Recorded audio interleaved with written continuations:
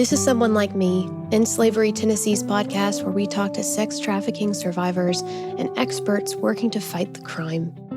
I'm Leslie, your host, and today's episode tells the story of one of the ingenious ways members of the community have built restorative and helpful structures to help survivors in big ways. As you might imagine, those who have been victims of trafficking may not have had opportunities to build work experience, so offering ways for survivors to gain this experience is an incredibly helpful way to be involved in their healing and thriving.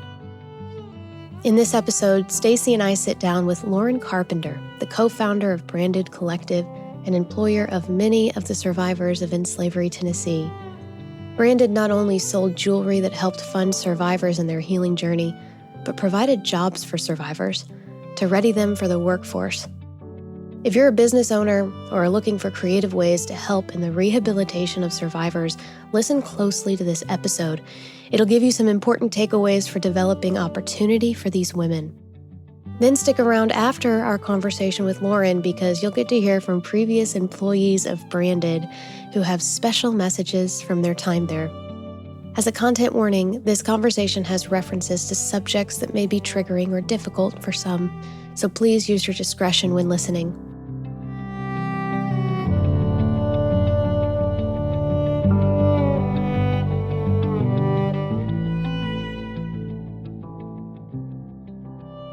All right. Well, Stacy, start us off with some would you rather questions. I can't wait. I can't wait to hear what you have to say. So the first would you rather question for Ms. Lauren is, would you rather have one wish granted today or 10 wishes granted 20 years from now? This is kind of a hard one. Ooh, that's a good question. Am I going to be alive 20 years from now would be the first question I would ask. Wow, she took it really deep, really fast. I hope that I am, but maybe I would take the one wish today because you just never know. Okay, I like that. Do you answer this too? I'd be happy to answer this. Answer it. I'm going to take it today too because I'm quite a bit older than you. And my chances are lessening all the time. So I think that was a wise choice, actually. Yeah. Yoda-like wisdom there. But it's only one wish. I mean, boy, it's almost easier to be like, no, I don't want any wishes right now. If it's only one, my gosh, that's a lot of pressure. I would rather just continue with everything that's happening and just, but you're right. We don't know how much time we have. That's true. Took it real deep, sorry. Yeah, wow. That's okay. Let's get a little lighter. Let's move it to a lighter question. How about, would you rather be forced to sing along or dance to every single song you hear?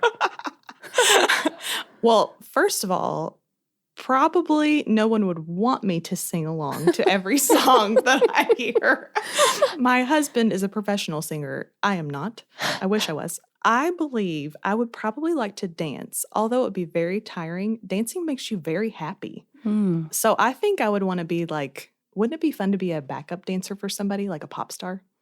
Ooh, that's an interesting idea. So if you imagine yourself as a backup dancer and you could dance just incredibly, I think that would be fun. It'd be good exercise too. I mean, if you're constantly having to dance. You'd be so in shape. That's right. That's right. And you could create different dances. I mean, so many possibilities. That's a good answer too, Lauren. All right, I'll do one more just for fun. Would you rather visit 100 years in the past or 100 years in the future?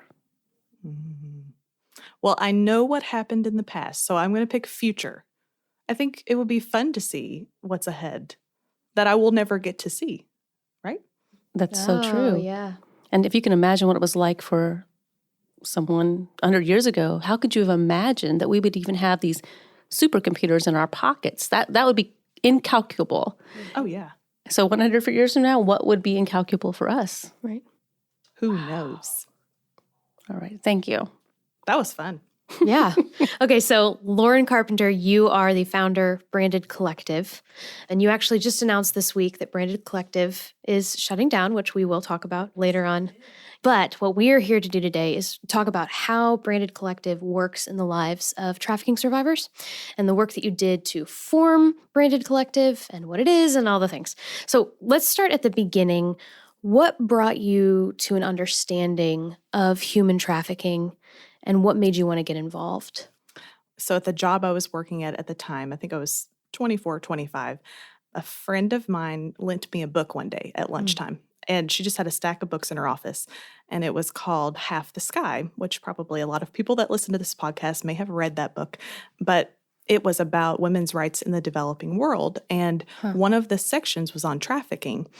And I had never really thought about trafficking before, definitely hadn't thought about it existing around me here in Nashville or in the US. And it just kind of opened my eyes and made me think about, well, if it's happening in the developing world, it's for sure happening around me. So that caused me to kind of just do a deep dive into, are there organizations here that support trafficking survivors? Is it happening a lot? And as soon as I started to do some research, I was just blown away. In what way? Just that, like, I had grown up to that point learning about all of these issues about, clean water and helping orphans and like all of these really noble causes. And I had grown up in church and loved Jesus and just didn't know about trafficking. And I think it broke my heart because it was other people doing terrible things to people. And for some reason, I just couldn't shake it. So I didn't really set out to learn about it. It was kind of a happenstance that I read this book that really opened my eyes, and then I couldn't stop ruminating on it. And it just broke my heart. I totally hear what you're saying. When we're in college, there's a lot of conversation about organizations tend to focus on college students because college students are passionate and excited, and missions trips to help with clean water and going overseas. But it sounds like you came to an understanding of domestic human trafficking, which is not as widely discussed and doesn't look like third world issues do. Oh, and a lot of times with Branded, when we would do events here in town or anywhere in the U.S., people would say, so where are the survivors from? And we would say, here with us, they're in Nashville. And they might be from somewhere else in the U.S., but they have been trafficked through Nashville. And they would say, what? Just shocked, which is the same reaction that I had. What? Yeah. I think once you know, it kind of just explodes your head a little bit. So what was the path from discovering it to forming Branded Collectiive?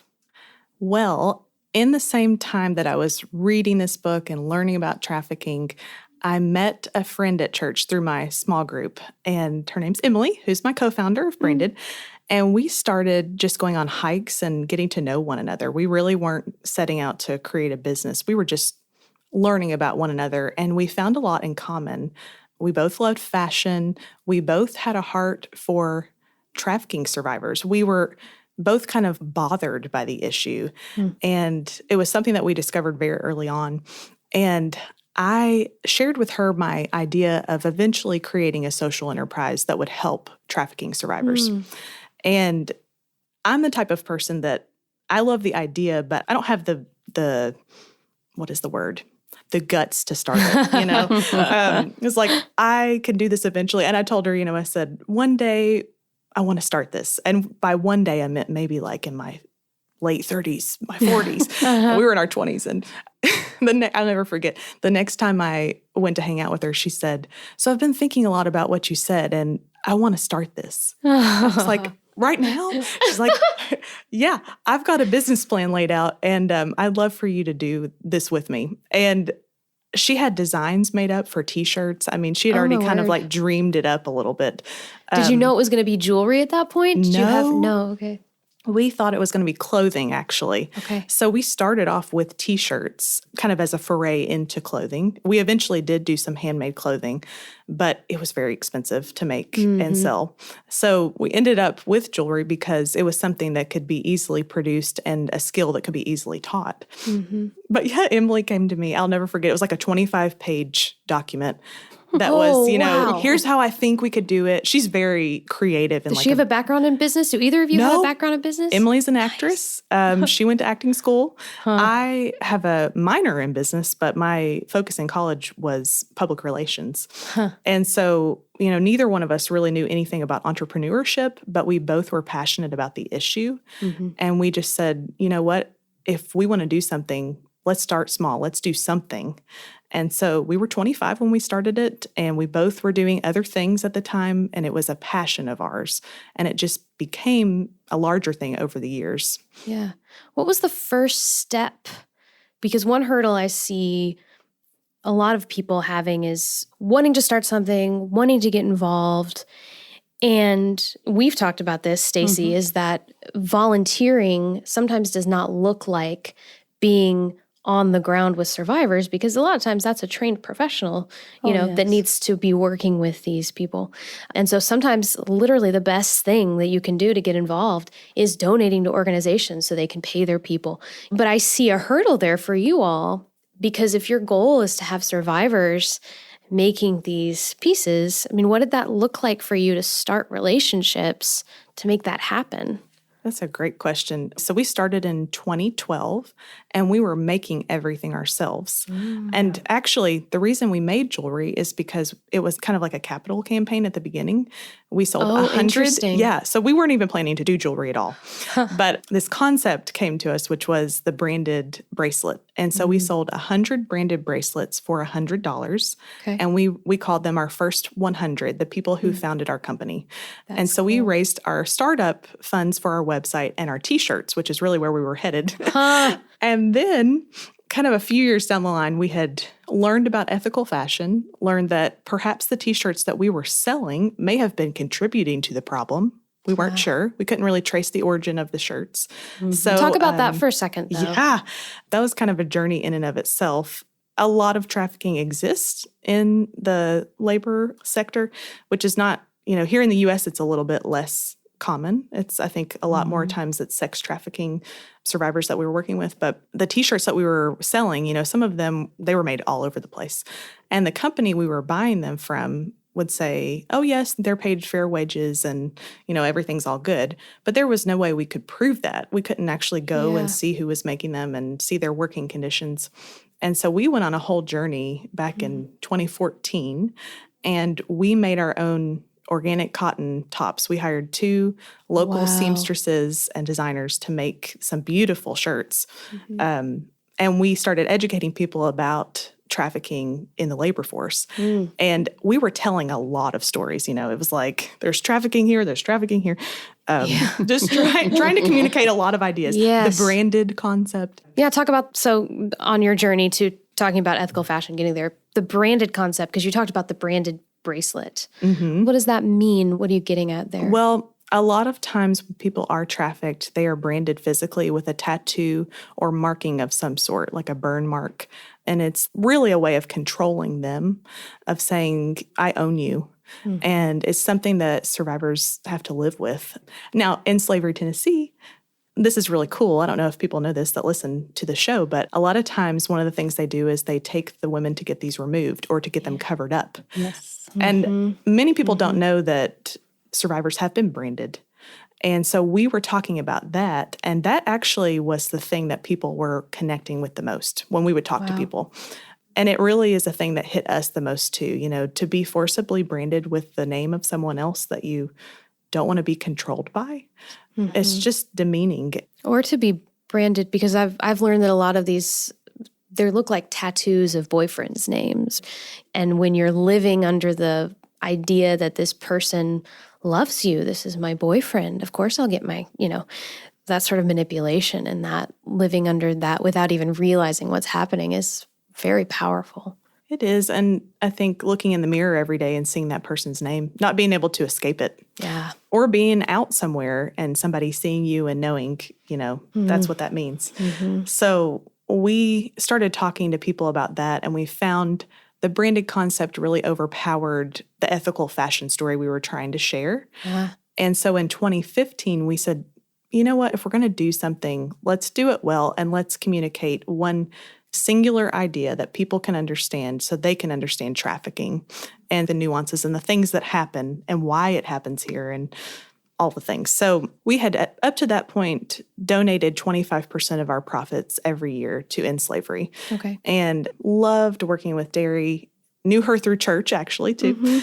And we came to her and said, what about actually training survivors to make something, like, and paying them directly instead of donating. We weren't big enough to really be able to help in Slavery Tennessee a whole lot anyway. And so she said, that would be really cool. We've not had anything like that. I would love for you guys to test it out and just come in.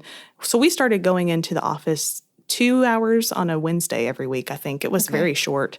And we would bring these little fishing tackle boxes with hammers and metal blanks, which are what we make the bracelets out of.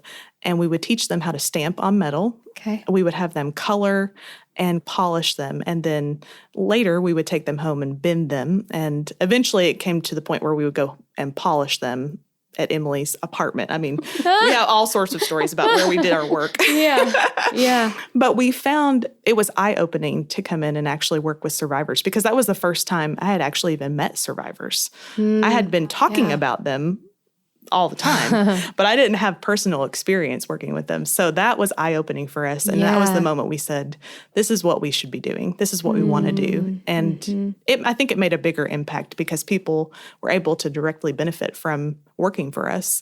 And we were able to help them move forward in their lives in a different way. That's the strategy behind the business model is remarkable, from not just that survivors are the ones making these, but the process of how they're branding them. Tell us about the names on each piece. How does that work? So every time you purchase a branded piece, it has one initial or two initials on it. And that is the mark of the survivor that made it, which is so cool that we've been able to, over the years, we've had 27 women that have worked for us, and each of them has chosen their own initials. Sometimes it's their initials, sometimes it's just a random letter that they like. And we've been able to use that concept to communicate who they are a little bit. And so when you wear your piece, you can actually look on our website and read about the survivor who made it. Not about her personal story and her journey or her trafficking, anything like that, but about who she is and who she wants to become. And we do like a little interview process with them when they are hired on, several months after they're hired on, once they're comfortable working and everything, and ask them if they have advice for people, if they have anything they want to tell the audience that's wearing their pieces. And that really changed our world. Before that, people were understanding the concept of trafficking and like just kind of understanding that it exists here in Nashville and in the U.S., but they weren't personally connected to a person. After that, they were able to say, oh, this person made my jewelry. And actually, the other cool part is you can write a message to the person that made your jewelry on our website. So if you look on our Messages of Hope, you'll see, hundreds of people who have written to the survivor that made their piece and said, that's cool. Just amazing, uplifting words. Just a quick note, I'm wearing an RO piece today, right now. Yeah, I love it. So why did you choose to partner with In Slavery specifically? I know you talked a bit about approaching dairy because you went to the same church, but what about In Slavery was important to you? Well, it's important to note that when we first started Branded, we were learning a lot about trafficking and learning a lot about the people who were doing anti-trafficking work in Nashville. And we met with pretty much every nonprofit that does that sort of work here at the time in 2012. And funny enough, we saved In Slavery Tennessee as our last meeting because we thought, that's so obvious. They're big enough. They don't need us. We know dairy. I don't know. We just had this thing in our head, like maybe they don't really need to have a partner like us. And when we met with dairy, we were like, that's the one. It's very obvious.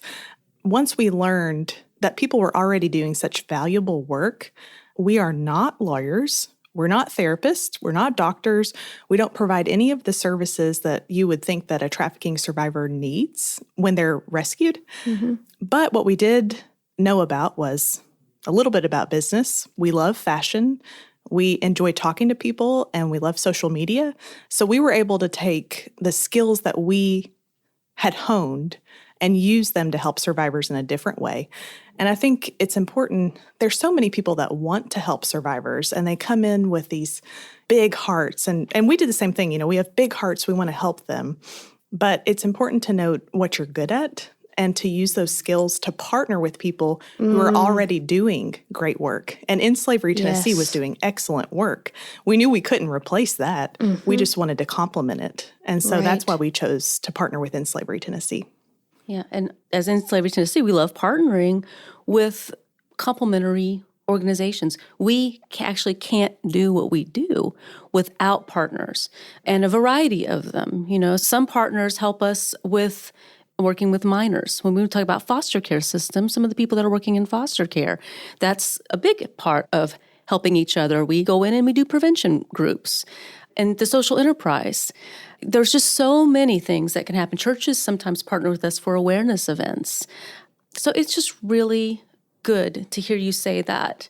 We became the number one in the nation for addressing human trafficking issues, at least according to Shared Hope International, because of our partnerships and our ability to kind of work with each other in the community, with law enforcement and with the court systems. And in fact, the later episodes, you'll be hearing from some of these partners so you can kind of understand how that all comes together. And how the community, I mean, there's so many different roles that you can play.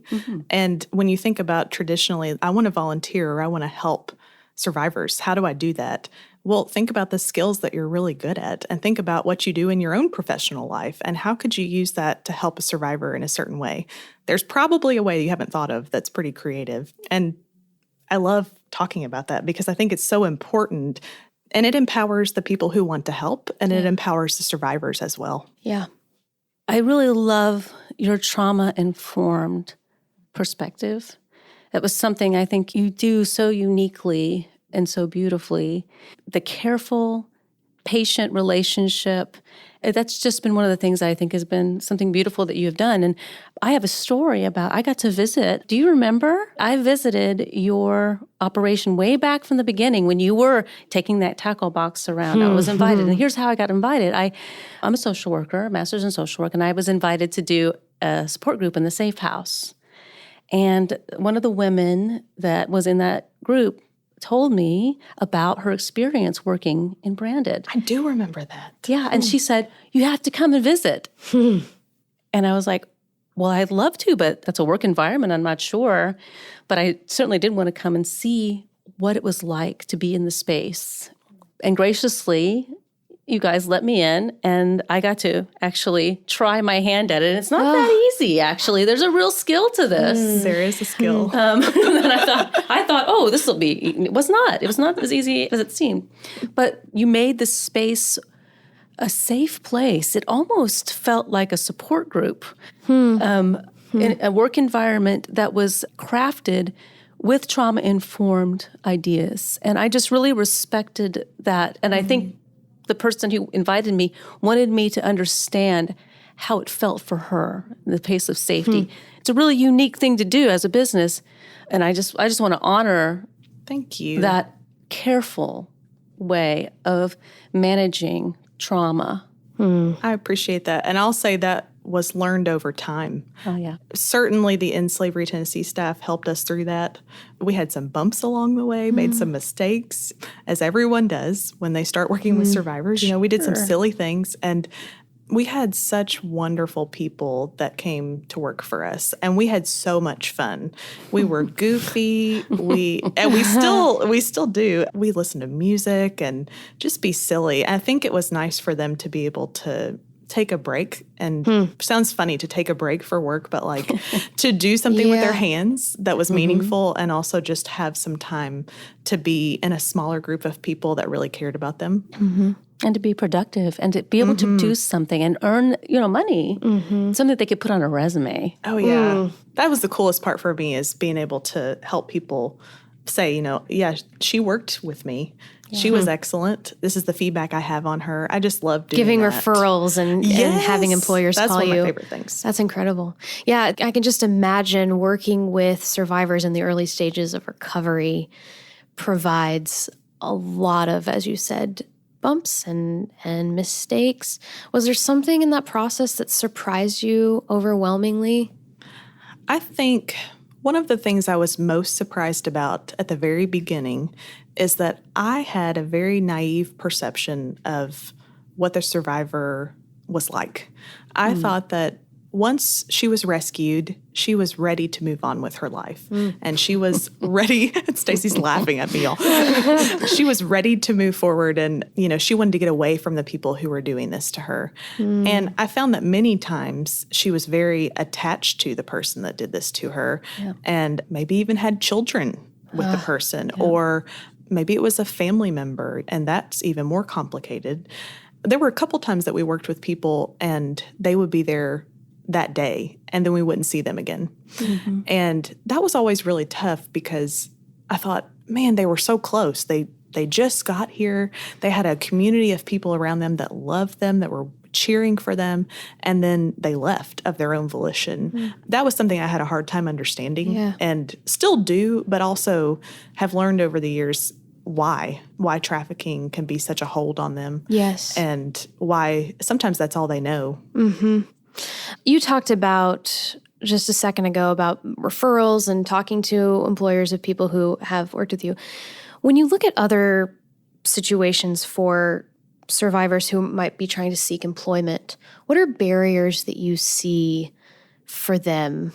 And how did you try to address that with Branded?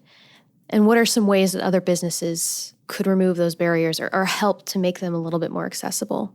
Well, I think a lot of times the people that we've worked with either have limited education, so they have limited opportunities, or they might have a federal record, which is a big barrier to getting employment a lot of places, or they might have never worked before, so they don't have experience.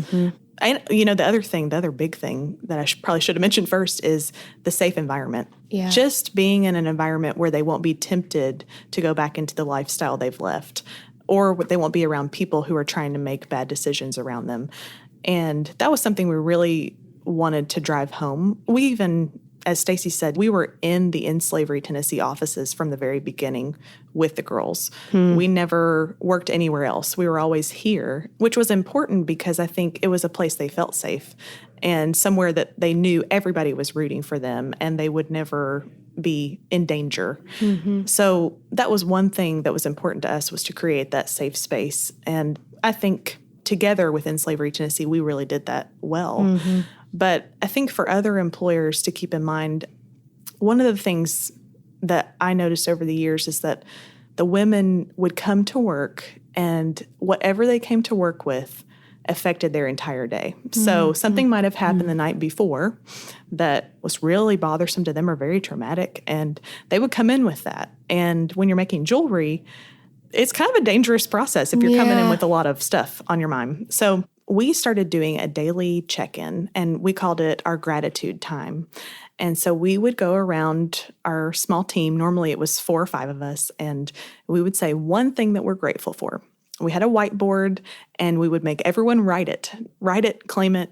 And that was one way to actually just kind of reset our minds and to reset the survivors' minds to say, okay, I might be experiencing something really awful right now, but there's still something to be grateful for, whether it is my cup of coffee today or it is, I'm in such a great place in my life, I feel awesome. So that was something that I think I learned from and personally use now. I constantly am trying to think of gratitude thoughts and what am I grateful for in this moment, even if something's really hard. And I think other employers could take on some of that patience and some of the care that we learned over the years from working with survivors. A lot of times they're going to come in a certain state. On one hand, they have to learn that this is a job and you have to perform at your job. So and that there's was agency to that. That's empowering to know that there's a sort of responsibility. And then on the other hand, they need a little bit of leeway sometimes. Maybe something happens at home. Their kids are at home by themselves. Something happens. That's happened with our employees before. My kids started fighting at home. I've got to go do this. Please go. We're not going to leave your kids out there to just fend for themselves. Yeah. So at certain times, it's a hard line to walk of being lenient enough that you're caring and you're really supporting the survivor where they are, but also being firm enough with your rules that they aren't taking advantage of you. And that was really something that I learned early on. I remember when we first started our work, we didn't have any sort of handbook. We didn't have any work rules. It was just an understanding that we thought everybody would come in, do their job, and leave. I don't know. And, you have to realize that my experience is not everyone's experience. Yeah. And I had several jobs before I started Branded and had learned those things along the way. But we would have people who would pick up their cell phones all the time, can I just text this person back real quick? Take a smoke break every 30 minutes, that sort of thing. So we actually learned from error, it was trial and error. And we eventually had a handbook that really helped us to set out clear expectations when a person came to work for us. But it also included some of those, I don't know how you say it, but maybe like the touchy-feely part, which is the trauma-informed part, maybe. Of course. Yeah. Like, we love to be here for you. We're more than a boss. We really did become friends with so many of the women that we worked with and still are friends and keep up with many, many of them. So I think it's a different kind of place to work, but also I wanted, Emily and I both wanted to make it structured enough that they would be prepared for the outside world when they went to work somewhere I think else. that's huge, because I was just listening to a podcast episode this morning with the founder of Open Table Nashville, who works with people experiencing homelessness. And she spoke quite a bit about agency and responsibility as empowering. And for these women who probably for a large majority of their lives have not seen employment modeled well, maybe, or who have never experienced, I worked at an ice cream parlor in high school. I wasn't great at it. I wasn't brilliant. I probably didn't do a great job scooping ice cream, but I had the knowledge of, I come in at a certain time, my phone goes away, I serve the customer, even though I might not like it, even though they might treat me bad. But all of that is learning experiences that these people are not getting.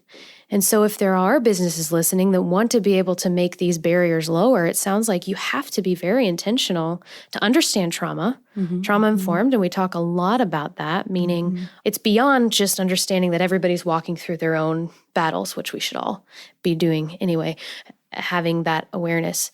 But it's understanding that there are going to be difficult things that they don't have the tools, but you can help them and empower them by laying out guidelines. That's right. That is huge. It's also helpful for the employer, because we found many times people were wanting to do things or, like, I'm going to be gone this day. Is that okay? And it might be for something that they wanted to do that was fun. And our handbook gave us the tools to say, well, these are the things that are covered in the handbook. This is how many times you can be absent. We understand things come up, but it is a part-time job. So you make time to be at your part-time job. And if you aren't at your part-time job, you don't get paid for your part-time job. So those sorts of like guidelines that we learned, and we tweaked that handbook, over the years several times, and worked really closely within Slavery Tennessee to make sure we were being trauma-informed in that, because we're not trained therapists. We're just two girls coming in to work with survivors. We didn't know anything. That made it a good challenge for us, and it made it such a learning experience for, I think, everybody involved. You've spoken a couple times about the women that you're still friends with, or you said that some people might come in for a day and then leave. Is there like a shining story of transformation that you remember through the years that you carry with you? I think each woman we worked with is so different. I think one of the survivors we worked with early on, she was pretty young and she already had a little girl, but she wasn't living with her. And she worked with us, I want to say probably about 6 months. And she was a bright, happy person. Regardless of what she had been through and the challenges she was facing, she would come in and she would work and she would be ready to work, which is very unusual. A lot of times, it's a roller coaster of emotions that we go through. And as humans, we're all going to do that. Right. But I remember her bright, sunny attitude. And as people would come and go in the program, which tends to happen, people relapse or they leave, she was always there. And she now is married with another baby and she has a full-time job. And she lives in a place of her own with her husband. And, I keep up with her on Facebook. And I just see that as an example of somebody that said, I'm going to do better for myself. And it's simple things like getting a full-time job, having a family. Those are the things that are normal for many people, but not normal for many survivors. And I've watched her grow over the years and really have enjoyed seeing what she's done. And there's so many people that we've worked with that do similar things. Yeah, right. That's just one that sticks out in my mind a little bit. And on the flip side of that, have there been any instances that have grieved you particularly? Certainly. There was one survivor we worked with several years ago, and it had been a while since somebody had relapsed in our presence. Okay. I will say. So In early, your presence, in our you mean presence, like, yeah, wow. You know, okay. while they were working for us. And early on, we had several instances of that, but later in our journey, we had kind of come up with a way to more intentionally screen the people that were working for us because we started to work with tools that were sharper and more dangerous. So we would wait until the survivor had been clean for a certain amount of time, and then we would interview them and have a formal process. And maybe there were 2 survivors that wanted to work for us, and we would hire one, both if we were able to. It just depended on what we needed.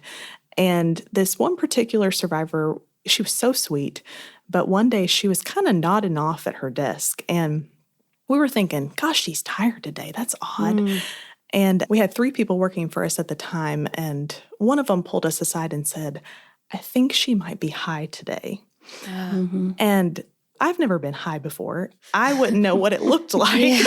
So I naively was like, are you sure she's not just tired? Yeah. That was like when I was an RA in college, and I had to I didn't know what pot smelled like. I didn't, and I'm the person that's supposed to be enforcing. I don't know what the heck my girls got away with. I have no idea. That's the thing. If you haven't done it before, you're kind of like, I want to believe the best in everyone. So I was like, surely this is just an off day for her. And we found out she had relapsed and she had been high, probably more than that at work. So that to us was really disappointing that she came. She was hammering on metal that day. It could have been dangerous. So we learned a lot from that situation. I'm not sure where she is now. I pray for her a lot, and I pray that she is doing better, but I really don't know because I was never able to connect with her in a way like social media or anything like that. And there are several people like that over the years that haven't been able to keep in touch with that I know relapsed at a certain point, and some of them are probably doing great and some of them aren't. It just kind of depends. And that's the hard part about this work because you feel so passionately about each person that you meet, but you don't always know the other side of the story. Right. Yeah. At In Slavery, Tennessee, it is part of the process, and it is a long process to recover from such multiple complex trauma. And so not that we expect relapse or we don't expect it, but we do take it into consideration that it is part of that process.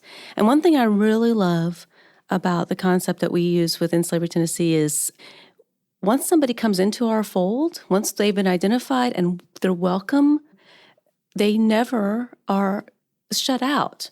So you can relapse. These are your choices because it's about ending slavery. So there's a real emphasis on freedom. So you're free to make your choices, even if it's relapse. We don't love it because we know that that's hindering your progress forward.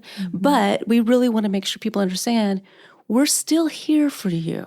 That's right. If you make a mistake, if you fail forward, is like, wait, that's one of our values is that failure can happen, but we're going to fail forward and move forward from that. So once somebody's here, they're part of us. We care about them. It's not over. You all do such a beautiful job at that. And we have learned so much from watching all the case managers here, just how intentionally they care for their clients and the relationships that they build. And sometimes it's hard to build relationships. Sometimes people are more closed off. Can you imagine first coming into a situation like this where there are a bunch of people around you that are saying, we care about you, but you've never heard that before? Yeah. It's like, or what? you have, but it looked really different. There was a survivor interview we did where she, in the grooming process, she was told all of these things from her trafficker for 2 years before she even there was any sort of sex act involved. And so then to come into In Slavery, Tennessee, and there's the same words, right, but for a completely different purpose. And that has to be so disorienting to start to realize who are the people that really are on my team and who are trying to just use force to manipulate me. Right. Are you It's hard people to tell for the real? difference. That's what they're trying to do. Are you for real? Are you serious? This is who you really are? I don't know. That's how I feel the voice of a survivor, they're not sure. And they shouldn't. That's actually a very good instinct. It's healthy. Yeah. So I'm delighted when we see them act skeptical about what we're offering because That's a great that's point. a good instinct. The other thing is when someone begins to really deal with some of the hard work in the midst of their trauma and dealing with stuff, it would be understandable that is overwhelming. And to get the edge off, sometimes survivors do relapse. And even though it's not great, it's not the way we want, but you can understand when you're so overwhelmed with the reality of dealing with your trauma. I observed that in my group. I would see people making a lot of progress. I can think one person in particular, she was making so much progress and really working. I was so proud. And then she relapsed. And I think a lot of it had to do with that, just needing a break from dealing with it. So that's why we always keep an open door because we realize it is part of the process. Well, they're tilling so many memories and emotions over that time that they've never dealt with, many of them. And so can you imagine, I mean, just going through all of your heart and just really uncovering the pain? Yeah. It would be a natural instinct to want to soothe that in some way. Yeah. But it is still so heartbreaking because they can make so much progress. And we have experienced that, and it's just been like, oh, man, felt like they were doing so well.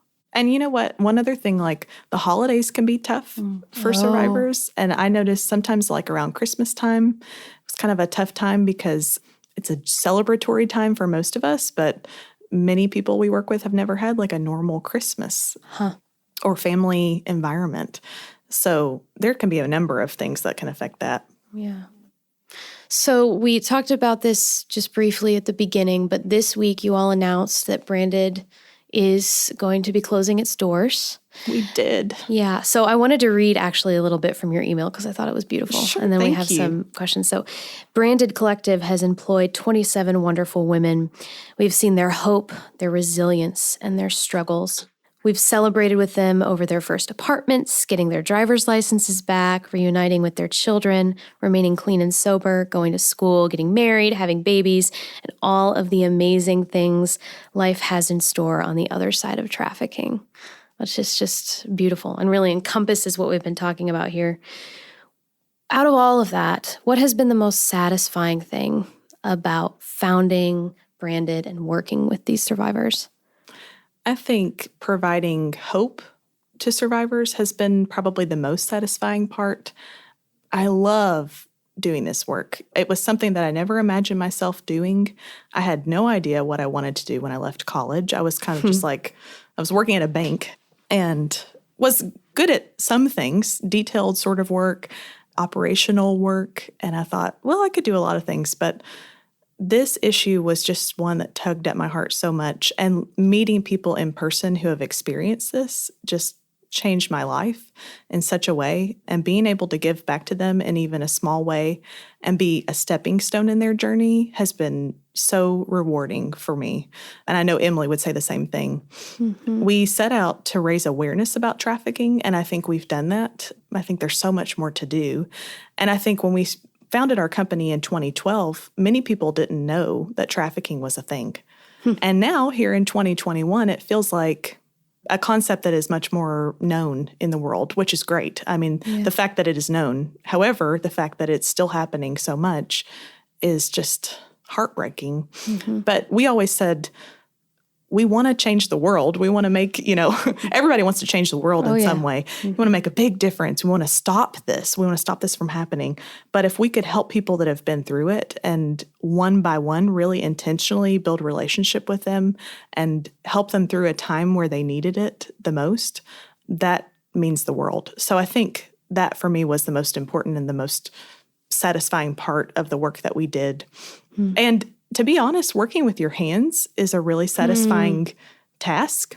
So I think even learning that about ourselves, that we enjoyed creating, that was not something I ever saw myself doing, but that we enjoyed making jewelry and making something beautiful that someone could wear forever. it's just kind of a neat thing to imagine that something like the lariat you have on, Yeah. RO made that and you wear it. Mm-hmm. And it's part of your daily, in the morning I'm going to put on my jewelry and this is a piece that I put on. And you guys can't see this, but Stacy's wearing earrings too that are made by a survivor. And that's a pretty powerful thing when you think about it. When you're a survivor and you can make something that means something to somebody, that's pretty neat. Yeah. What did the journey look like? It probably wasn't easy to decide to close. What did that look like? And what did that decision mean? Yeah, it was a tough decision for sure. I think there were so many small businesses that closed last year in 2020. It was probably not a super surprising thing that we were struggling through it because, so to help the audience understand, 80% of our sales are in-person sales. So only 20% was from our online store. Where are you in person at? So normally, 50% of our business was wholesale. So these are small shops, some online, but a lot of them are local shops, and people are purchasing product from us to sell to their customers in their towns. And then 30% of our business was in-person events. Okay. And of course, overnight, pretty much all of that disappeared. Nobody was going anywhere. And jewelry is not really the first thing you want to buy in a pandemic because you're not going anywhere and you're not wearing any jewelry. Yeah. So it's a great product, but it also wasn't it wasn't food. You didn't need it to survive. So I think at the very beginning, that was what we saw from about March to September. We had a really just kind of like slower period than we normally would. And then that whole time we were able to continue paying the survivors that we had on staff. That's great. Which is excellent. We were really grateful to be able to do that because we did not want to call them and say, sorry, we can't pay you this month. I just can't imagine doing that. So we were able to do that through the entirety of 2020, which I'm very grateful for. At the same time, the metal market, probably not a lot of people know this if you don't pay attention to the metal market, but the price of gold was skyrocketing. Oh, wow. So the materials that we used to make each of our pieces, they were becoming way more expensive. So our materials were more expensive. We didn't have survivors in the studio for safety for a long time because we have a small studio space and we were all being very COVID aware and we didn't want to put anyone at danger. And the decrease in sales, it kind of just all compounded and created this hole for us, which was we could scale back and try to figure out how to do this on our own again. And we could start where we did before back in 2012 and be a small two-person business, but that wasn't where we were anymore. We had overhead, we had studio space, we were employing 2 people who depended on it for their livelihood, and all of those things, we didn't want to give up our mission in order to just continue the brand. So it felt like the right move for us to say, we've done some good work here, and we have changed some lives, 27 women, and over 50,000 numbers sold. We have, which is insane. We started with number 1. Oh, my goodness. Yeah, because each piece also has a number, not just an initial, but a number. Which is your number in the collective. So each person that gets it gets a unique number.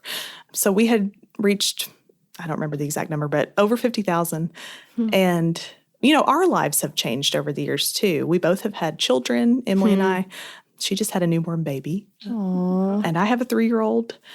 And life just became more complicated for us. And we said, I think it feels like the right time, instead of scaling back all of this and trying to figure out how to grow it again, that we've done good work here. And the women's lives have been changed and people are aware. And we made the announcement yesterday on social media, so everybody knows. And we've had such kind words, and so many people have come and said, you really changed my perspective. And that's really valuable to us because we set out to raise awareness and to help people. And I think we were able to accomplish that. Yeah. And it feels like a good closing to our chapter. While we were forced into it, it feels like the right time. Sure.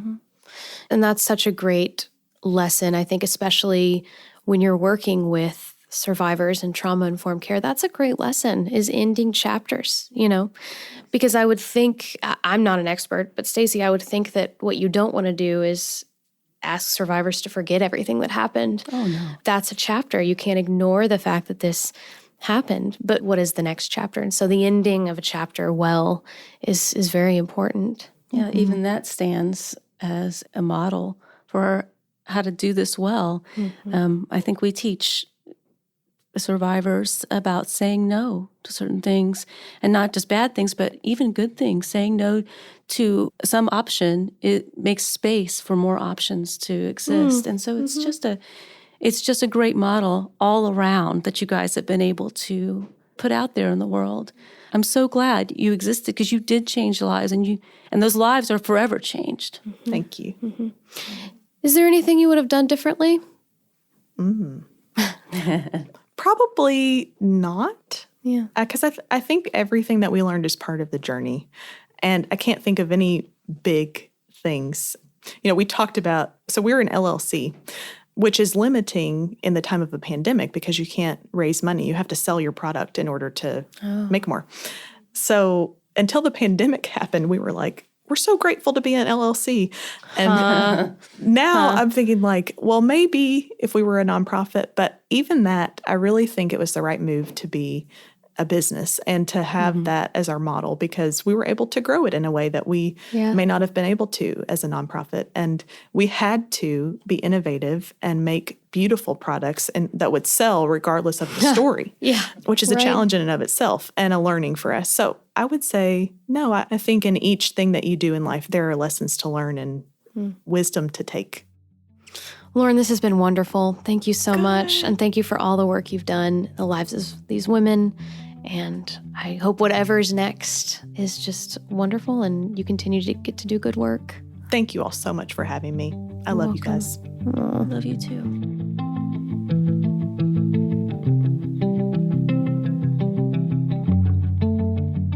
While Branded has announced its closure, the impacts it leaves behind will be felt for a lifetime, especially for those who've been employees of the organization. So we wanted to let you hear the actual voices of some of these employees who've been personally impacted by Branded. As these survivors have worked on their healing and restoration, Branded Collective became a really important stepping stone for personal and professional development.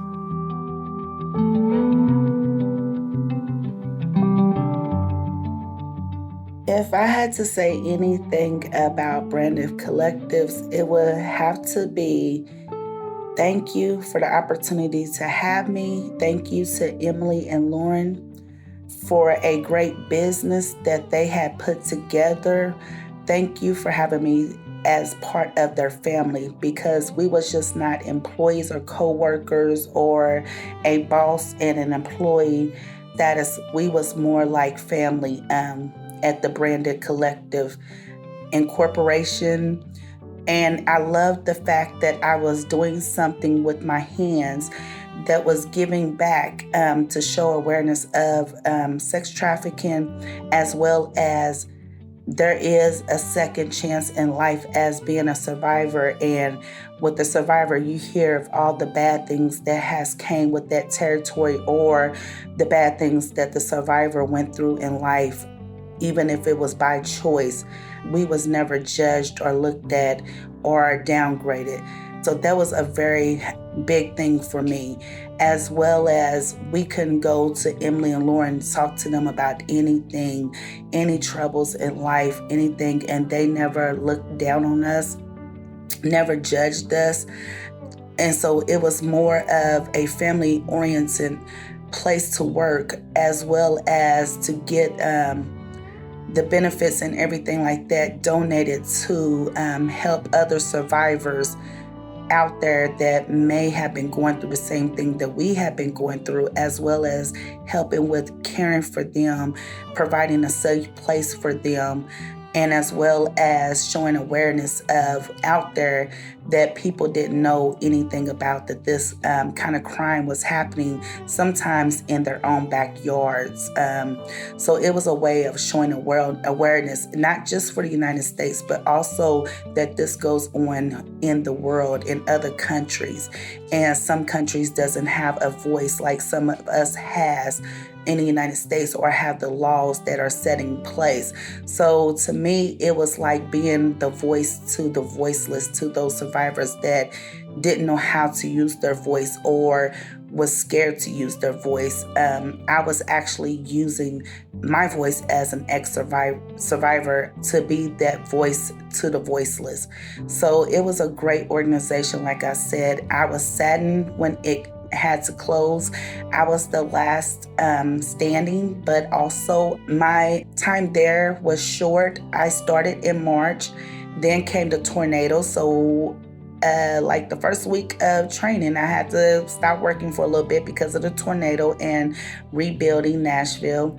Then came COVID, but we just still kept pressing, kept praying, and kept moving forward until we could go back in and do hands-on jury making. So it was sad and bittersweet to have to leave because of it was just so closeness there. We loved each other, and every day we checked in, and this is something that I have taken with me. We did a gratefulness, and we had a grateful board of what we're grateful for the day. And so many times we forget to say, like each day when we wake up or before we go to bed, what we are grateful for. So this was a time to sit there and, interact with one another about our mornings or about what was going on in our lives that night before, whatever, what we're grateful for. And so that was something that I love and I take with me, and I even share with other people to always be grateful for the time that we have in the morning and the days that we are given. So I just want to say to Emily and Laura, you made a great business incorporation. I just wish blessings and more blessings, and a special thank you to you too. And thank you for having me as part of the branded Collectiive family.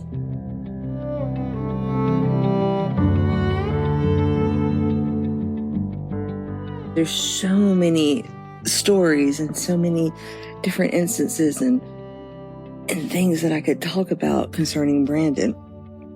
I think some of the coolest things were how most of it in the safe house, originally when we first got in there, we didn't have jobs. A lot of us couldn't get jobs initially due to just the cases that we had and whatnot. And first of all, it provided like a way for us to make money, to be able to have, like even just makeup or clothes or stuff like that, or just things that we wanted. But I think the more important thing besides that was just more the relationships. It was whenever we'd go in there to make the bracelets, Emily and Lauren, they were just always so just full of joy and happy, and they completely just accepted us for who we were. They didn't see us as victims. They didn't see us as anything like that. They just saw us for who we were there. They also probably got to hear a lot more of our stories than a lot of people did. And they never once gawked at us or anything like that. But I just know Emily and I had this shared love of movie soundtracks and stuff, and we would play that, and then other times there'd be her rap music playing, and we would just kind of exist. We would just sit in that moment and it was just enjoyable. And I know we would vent about so many things that were going on that we wouldn't necessarily tell our caseworkers and everything, and they just listened and they laughed with us. And, they would listen to the bad things that we had to say. They listened to the funny things. And I think that was the biggest part, is just having that relationship, not only with the other survivors, but with somebody that was, kind of providing you a way to do something, make a little money. But like I said, the biggest thing was just the relationships that were formed, and it was priceless. When I think back to those times, that's probably some of the most important, probably an hour that we would spend in there every time that we went or something. And it was always good. I don't think I ever walked out of there without a smile on my face and without feeling a little bit lighter, even if things were just crazy outside of that room where we made the jewelry. once we got in there, it was just different. We were always met with kindness, with happiness, and it was awesome. And it was a really awesome experience.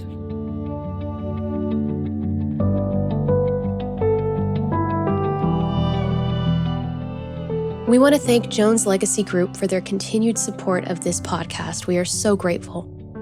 Our production staff is Gregory Byerline, Stacy Elliott, and Marissa Brunell. Claire Bidigary Curtis is our engineer. The original music you hear is by Zach and Maggie White. I'm Leslie Eiler Thompson. Thank you for listening.